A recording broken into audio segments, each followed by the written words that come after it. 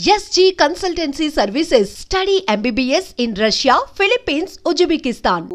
ప్రజలతోనే ఆయన జీవితం అంతా కొనసాగింది. అండ్ ఇప్పుడు గత 5-6 నెలలుగా ఎక్కువగా కనిపించట్లేదు. మరి పొలిటికల్‌గా యాక్టివ్‌గా ఉన్నారా? లేదా? ఆయన నటనా ప్రయాణంలో జ్ఞాపకాలు ఏ విధంగా ఆయన్ని ఎప్పుడు అలా వచ్చి తట్టి లేపుతుంటాయి? ఈ విషయాలన్నీ తెలుసుకుందాం ఇవాళ.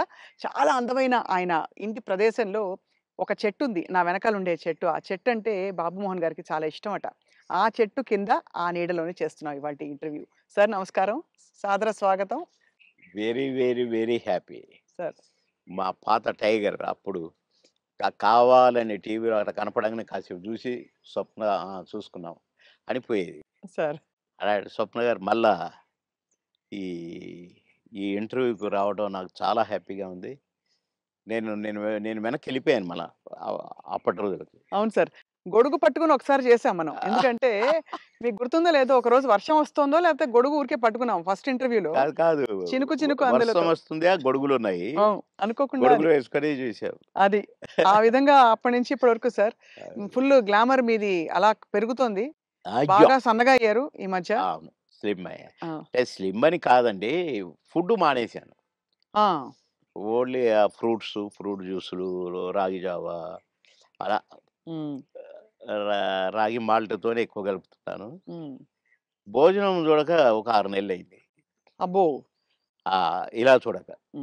తిని చూడక కాదు. అది అది. కానీ అనిపిస్తలేదా ఏమైనా తినాలని? ఇంకా అప్పుడప్పుడు ఉంటుంది కదా సార్. అనిపించింది. నిన్ననే టెస్ట్ చేశాను చికెన్ తింటే ఎట్లుంటదని. కానీ దాన్ని చూసి ఇట్లని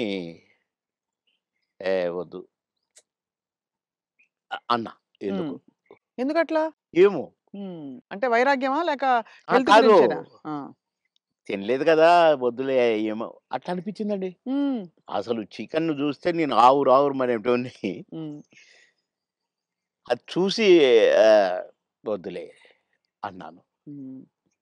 కొందరు అది తినమని నన్ను ఫోర్స్ చేసినోళ్ళు ఎంత ఫీల్ అయ్యారో పాపం. వాళ్ళ ఫేసుల్లో చూస్తే నేను భోజన ప్రియుడిని 100%. నాన్ వెజ్ లేకుండా ఏనాడు ఉండని వాడిని. అలాంటిది నేను ముట్టుకొని వద్దు అన్నానంటే ఇక్కడికి దాకా తెచ్చి అదే మరి రాత్రే మళ్ళీ రాగి జావ తాగునని పడుకున్నాను. నవ్వుకున్నా నేను. ఏంటో అంటే అది ఏదో వద్దని కాదు, దానికోసం ఏదో శపథాలని కాదు గానీ వద్దు అనుకున్నాను అది. అది నాకు నా బ్లడ్‌లో ఉందిలేండి కొద్దిగా. నేనేదన్నా వద్దంటే గీత గీస్తే అది వద్దే ఇక. ఒక్కసారి కమిట్ అయితే నా మాట నేనే విన్ను అంతేనా? అవును. అంటే అది మళ్ళీ అట్లా కూడా కాదండి. వద్దు వద్దు అంతే. తెలుసుకుంటారు. నేను పాన్ తినేవాడిని. రోజుకు 30 పాన్లు తినేవాడిని. 35 పాన్లు తినేవాడిని. మిట్టపానా? మిట్ట కాదు, కాశ్మీర్ కిమామ్ అది కొంచెం అంటే ఆ కత్తా గిత్తా అంతా వేస్తారు. ఆ! ఎర్రగా అయితది. నా ఫోను రూ. 5, రూ. 35. దాంట్లో వేసేది రూ. 5 ఏదో అదేదో వేస్తారు దాంట్లో. గుమ్మునగా ఉంటదనమాట స్మెల్లు. కానీ అంటే అయితే ఆ పాను నేను ఒక కాన్స్టిట్యున్సీ నుంచి వస్తున్నాను. నేను కాన్స్టిట్యున్సీ ఎంట్రన్స్‌లో కూడా సంగారెడ్డిలో ఒక పాన్ షాప్ చూసుకున్నాను. ఆడికి ఎట్లా కట్టాలి ఏంటి అంతా నేర్పించుకొని పెట్టుకున్నాను. సాయంత్రానికి తక్కువైతే ఒక 4, 5 అన్న ఉండాలి హైదరాబాద్ రావడానికి. నేను అక్కడ కట్టించుకొని వచ్చేవాడిని. ఆడ కట్టించుకున్నాను, అప్పుడే తీసుకున్నాను. నేను మళ్ళా మెయిన్ రోడ్ ఎక్కినాకనే పాన్ వేసుకుంటా. మన మధ్యలో వేసుకోను. ఈ లోపల నాకు ఎస్పీ గారు ఫోను. బాబుమోహన్ గారు మీరు ఫలానా దగ్గర పాన్ తీసుకున్నారా? అంటే అవును. వద్దొద్దు తినకండి అన్నాడు. ఏంటి అన్నా పాన్ తినొద్దు అంటాడు అని నేను ఇప్పి వేసుకోబోతున్నా. ఇంకొక ఫోన్ వచ్చింది. సాబ్ పాన్ నై ఖానా ఉస్మే జహర్ హై అన్నారు. విషం ఉంది అని ఒక లేడీ ఏడుస్తుంది. ఏంటబ్బా అనుకున్నాను. అనుకొని నేను ఇట్లా పడేస్తున్నా. మళ్ళీ ఎస్పీ గారి ఫోను. సీరియస్‌గా చెప్తున్నాను. మీ పాన్‌లో విషం ఉంది. పాన్ తినకండి సార్. పడేయండి. బాబోయ్! సీరియస్‌గా అన్నాడు. పడేయండి. పడేసా. వచ్చాను. ఏంటి ఎట్లయింది అనుకున్నాను. రేపటి నుంచి తినొద్దు అనుకున్నాను. మళ్ళీ ఈ రోజు వరకు తినలేదండి అసలు. అది గుర్తే రాలేదు నాకు పాను. అది. కానీ ఎవరు చేసిండ్రు సార్ అది విషం ఉందని? ఇక అదంతా కథ జరిగింది. కథ జరిగింది నాకు కానీ పెట్టారు. ఆ! పాన్‌లో పెట్టి పొలిటికల్ అపోనెంట్స్ ఆ! అంతేనా? అవును. ఓయమ్మో! ఇది చాలా పెద్ద ఎంత ప్రమాదం తప్పిపోయింది మీకు. చాలా. భగవంతుడి దయ. అంతే. దాన్ని ఎంతమని చేసింది ఆయనే. ఆ! పాన్ తినకరా ఇంకా కొంచెం పనుందన్నది ఆయనే మరి. సో 2 స్వామి కార్యం అయింది మిమ్మల్ని కాపాడాలని. మీ స్వకార్యం అలవాటు మానేయాలని 2 అప్పటి అయినాయి. నుంచి నేను మానేశా. అది. మానేసినాక తినమన్నాడు. తిననన్నా. హ్మ్. ఇక అదంతా అట్లా గమ్మత్తుగా అంటే ఏదన్నా వద్దనుకుంటే మీరు మానేసుకోగలుగుతారు. నేను పెద్దగా దాని గురించి పట్టించుకోను ఇక. హ్మ్. హ్మ్. చాలా అంటే సినిమా పరిశ్రమలో ఎంతైనా మీకు బావుండింది గదా! లైఫ్ మంచిగా. అందరూ గౌరవించారు. అందరూ ప్రేమించారు. అందరూ అది గ్రేట్. ఫాన్స్ మీకు. అందరూ ప్రేమించారు. హ్మ్. అందరూ గౌరవించారు. కుట్రలెప్పుడు లేవు గదా సార్ సినిమాలో? కుట్రలెప్పుడు లేవు గానీ ఈర్ష్యలొచ్చినాయి. అవును. ఈడు మన కళ్ళ ముందే వచ్చి ఎళ్ళిపోతున్నాడని ఒక్కళ్ళిద్దరికి. హ్మ్. వాళ్ళు గూడా మళ్ళా కాంప్రమైజ్ అయ్యి సారీలు జెప్పి, మళ్ళా గుంపులో గలిసి, మళ్ళా మేమంతా కలిసి చేశాం. హ్మ్. కానీ అది గూడా జూసిన. ఆ టేస్ట్ గూడా. అవును. అంటే ఈర్ష్య. బాబు మోహన్‌తో జేయొద్దు. బాబు మోహను అసలు రోజు రోజుకి ఎదుగుతున్నాడు. వాడిని డౌన్ జేయాలి. హ్మ్. అనేవి గూడా వచ్చినాయి. హ్మ్. ఇండస్ట్రీలో మీకు గాడ్ ఫాదర్ అంటే ఎవరు సార్? దాసరి గారా? కో కోడి రామకృష్ణ గారా? ఎట్లా సార్? అంటే మీకు బాగా మీ ప్రతిభని నన్ను గుర్తించిన వాళ్ళు. నన్ను రోడ్డు మీద బోయేటోడిని పిలిచి, వేషం ఇచ్చి, సూపరని నన్ను నటుడిని జేసిన ఆయన కోడి రామకృష్ణ గారు. హ్మ్. కోడి రామకృష్ణ గారిని డైరెక్షన్ జేసిన ఆయన మా తాతగారు దాసరి గారు. హ్మ్. కనుక మరి నాకు లైఫ్ ఈ 'అంకుశం' లాంటి పిక్చర్ అవును. 'అంకుశం' రిలీజ్ అయిన వారం రోజుల్లో 10 సినిమాల్లో బుక్ అయ్యాను. అబ్బబ్బబ్బా! దాసరి గారి సినిమాకే డేట్లు లేని పొజిషను. పోయి సారీ జెప్పి, "సార్ ఖాళీ లేదు సార్." "అదేంట్రా? నాకు నా సినిమాకు డేట్లు ఇవ్వంటావా? అట్లా అనకూడదు. నువ్వు అడ్జస్ట్ చెయ్యి. ఇట్లా జెయ్యి, అట్లా జెయ్యి" అని డేట్లు ఎట్లా అడ్జస్ట్ చేసుకొని ఇవ్వాలనేది నేర్పిర్రు దాసరి గారు. కనుక ఫస్ట్ పిక్చర్ 'ఆహుతి', సెకండ్ పిక్చర్ 'అంకుశం'. 'అంకుశం'తో పాటు కాబట్టి కోడి రామకృష్ణ గారే గురువు. హ్మ్. మీరే ఒక సందర్భంలో చెప్పారు. ఆయన మీరు ఆ టైంలో కూడా చాలా హెల్త్ కాన్షియస్‌గా ఉన్నారు 'దేవుళ్ళు' సినిమా అప్పుడు. హెల్త్ కాన్షియస్‌గా ఉండి దాదాపు మీరప్పుడు ఇంకా చిన్నప్పుడు అమ్మ చిట్కాలన్నీ పాటించి వెయిట్ తగ్గుదాం అనుకున్నారు. తగ్గేసరికి ఒక్కసారి మాకు అలాగే కావాలి బొద్దుగా మా పాత బాబు మోహన్ గారు. బాబుమోనే కావాలి. పాత బాబు మోహన్ గారు. అంటే బొజ్జ ఇట్టుండాలంట. హ్మ్. ఇట్టుండాలంట. హ్మ్. అది చెప్పటం అరెరెరెరే! కోడి రామకృష్ణ గారు. మహానుభావుడు, మహానుభావుడు బాబోయ్! సార్ మీరు గతంలో కూడా చెప్పారు. ఎప్పుడు కూడా మీరు నవ్వుల పాలయ్యి కూడా 10 మందిని నవ్వించారు. ఆ! ఎప్పుడు మీకు కాన్‌ఫ్లిక్ట్ రాలేదా? అది సంఘర్షణ రాలేదండి. గాని ఎందుకంటే ఇది ఒరిజినల్ కాదు కదా మాది. అవును. నేనది కాదు గదా! హ్మ్. దాన్ని క్రియేట్ చేసి చూపిస్తున్నాను. హ్మ్. అంటే నేను క్లాసుల్లో గూడా టీచర్స్‌ని గిన ఇమిటేట్ చేసేవాడిని. ఓహో! ఎట్లా నడుస్తారు? ఎట్లా ఆ! మాట్లాడతారనా? నేను చెప్పేవాడిననమాట. అట్లా ఒక తహసీల్దార్‌ని గూడా ఇమిటేట్ చేసేవాడిని. హ్మ్. ఇంకొక అట్లా కొందరిని ఇమిటేట్ చేసి వాళ్ళలాగా మాట్లాడటము, హ్మ్. వాళ్ళలాగా నడవటము, వాళ్ళు చెప్పినట్టు చెప్పటము, అవి చేసేవాడిని. అంటే నేను కొద్దిగా సరదాకే. మిమిక్రీ దీన్నంటారు అనేది నాకు తెలీదు. హ్మ్. అంటే వాయిస్‌లు కూడా ఆ! మార్చి చెప్పేవారా? స్టైల్ అంతా? ఏమిట్రా? ఏమిటది? ఏమి జరుగుతుంది? మాకు ఒక సారుండేది. ఆయన మాట్లాడేవాడు అట్లా. హ్మ్. హ్మ్. "ఏమయ్యా ఏం చేసినారు?" అని ఒకాయన మాట్లాడేవాడు. ఆ! అంటే ఊరికే సరదాకు ఈ సరదా పోయి క్లాసుల్లో టీచర్లు హ్మ్. "ఒరేయ్ బాబు మోహన్ ఒక 2 నిమిషాలు కాసేపు నవ్వించు అందరిని. నీ నీ జోక్‌లో అందరిని మాట్లాడతావు గదా!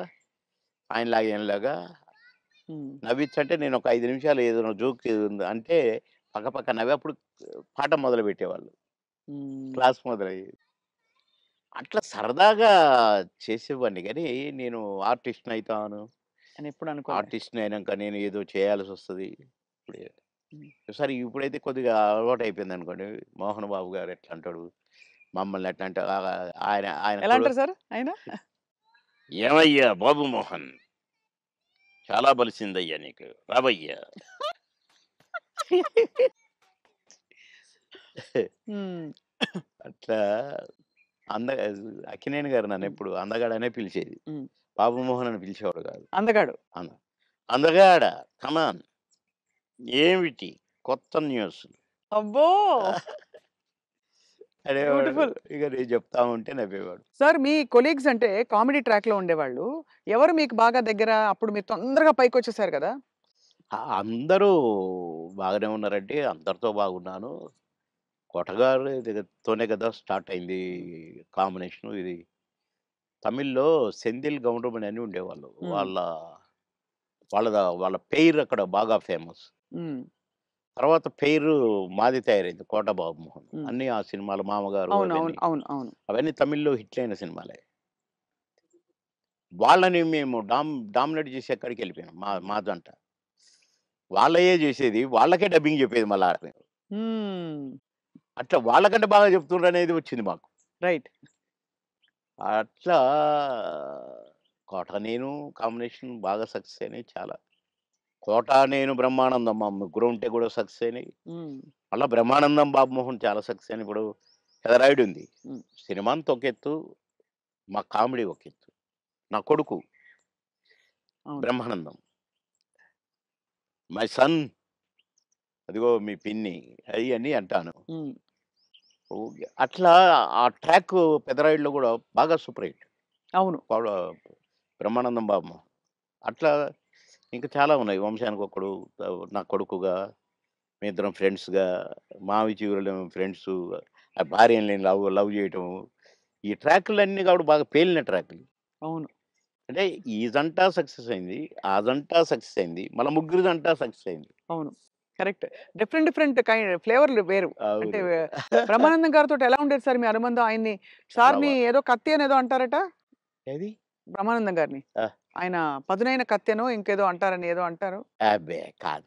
మా భరణి గాడు తనికెళ్ళ భరణి వాని గురించి రాశాడు. అరే! నా గురించి 2 మాటలు నీ కవిత్వంలో చెప్పురా అంటే 2 ముక్కలు రాసి వాని చేతికిచ్చాడు. అంటే ఎక్కడ నొక్కాలో, ఎక్కడ చెక్కాలో తెలిసిన మేధావిరా నువ్వు. అని అంటే ఏ ఎండకు ఆ గొడుగు పడతావు అని ఈ ఈ ఇంకొక 2 మాటలు రాసాడులెండి. అయంటే బ్రహ్మానందం మళ్ళీ గారి ఇప్పుడు గురించా? నేనన్నట్టుగా వాడు చస్తాడిప్పుడు. పురుగుల మందు తాగుతాడు ఆ బ్రహ్మానందం. అయ్య బాబోయ్! అందుకని అనను ఇప్పుడు నేను. బాబోయ్! సార్. అంటే నువ్వు స ఎక్కడ ఎక్కడ నొక్కాలో, ఎక్కడ చెక్కాలో హ్మ్. అని దానికి ఒక పదం ఏదో పెట్టిండండి. అంటే ఏ ఎండకా గొడుగు, ఎక్కడికక్కడ నువ్వు సామాన్యుడు కాదు అన్నట్టు. హ్మ్. దాని మీనింగ్. అవును. ఎక్కడ చెక్కాలో. అంటే ఎక్కడ అంటే మంచిగా పాజిటివ్‌గా చెప్తే ఎక్కడ నెగ్గాలి, ఎక్కడ అంటే తగ్గాలి. అన్నీ ఉన్నాయండి అందుల. అది. పాజిటివ్‌గా ఉంది. లౌక్యానికి లౌక్యం డిప్లొమసీ లౌక్యంగా ఉంటుంది. ఉంది. అవును. వాని వరకు వేషాలు సంపాదించుకోవటానికి గాని, వాడి వరకు సర్వైవ్ అవ్వటానికి గాని, యాడికన్నా పోతాడు, ఏమైనా చేస్తాడు, ఏమైనా పట్టుకుంటాడు హ్మ్. అని కూడా ఉంది. హ్మ్. కానీ మీ ఇద్దరిది మంచి దోస్తీ కదా సార్! మీది బాగా. బ్రహ్మానందం గారిది. ఇక బావ ఒరే అనుకుంటాం బావ కాబట్టి అదే. నేనేమైనా అనొచ్చు వాడిని, వాడు నన్నేమైనా అనొచ్చు. అంతే గదా! అంతే అదే ఉండాలి కదా సార్ లైఫ్‌లో. వారు కోట యాక్చువల్లీ అవును. కరెక్టే మీరన్నది. కోటగారు వచ్చారు పెద్ద మనిషి కాబట్టి అన్నయ్య. అన్నయ్య. చాలా పెద్దవారైపోయారు. నేనే అన్న అంటాను. హ్మ్. తమ్ముడు అంటాడనుకోండి. బ్రహ్మానందం అనడు అన్నయ్యని. ఏంట్రా అంటాడు. ఆహా! ఏయ్! పెద్దోడిని రా అంటమే బేస్ సాలే అని నేననేది. హ్మ్. హ్మ్. అట్లా జాలీ జాలీగా సార్. బాగా. ఆ! మొన్న ఈ మధ్యనే ఫోను చేశాడు. బావా అన్నాడు. ఏంటో బావా ఇంత ప్రేమ ఎటు నుంచొచ్చిందోయ్! ఆహా! ఏదో ఉంది చెప్పు. హ్మ్. ఇట్లా మాట్లాడుకొని ఓ ఒక అరగంట నవ్వుకున్నాం ఇద్దరం. హ్మ్. మా డ్రైవర్ పిచ్చోడైపోయి దేనికి గుద్దుతుందో అనుకున్నా. సార్ నేను బ్రహ్మానందం అభిమానిని అంటుండు. ఒరేయ్ పక్కకు ఆపురా నాయనా అని. అట్లా చాలా జోవియల్‌గా చాలా సరదాగా మీ ఫీమేల్ కో స్టార్ సార్? ఎవరు మీ ఫేవరెట్ మీతో పాటు? అంటే అప్పట్లో అప్పట్లో ఎవరున్నారండి? ఎవరు లేరు. ఎవరు లేరు. మీ టైమ్‌లో యాక్చువల్లీ ఎక్కువ మంది లేరు. వెంట ఎందుకంటే అంటే బ్రహ్మానందం గారికి కోవై సరళ గారున్నారు. అంతకుముందు ఓ టైమ్‌లో ఆ! శ్రీలక్ష్మి గారు వీళ్ళందరూ ఉండేవారు పాత కామెడియన్స్‌లు. ఏవండీ 'కోవైసరలో' నాతోనే స్టార్టు. అవును. బ్రహ్మానందంతో గాదు. హ్మ్. నాతోనే స్టార్టు చాలా సినిమాలు. ఆ తర్వాత బ్రహ్మానందంతో కొన్ని సినిమాల్లో వేసింది. హ్మ్. కానీ నాతోనే ఎక్కువ సినిమాలు. హ్మ్.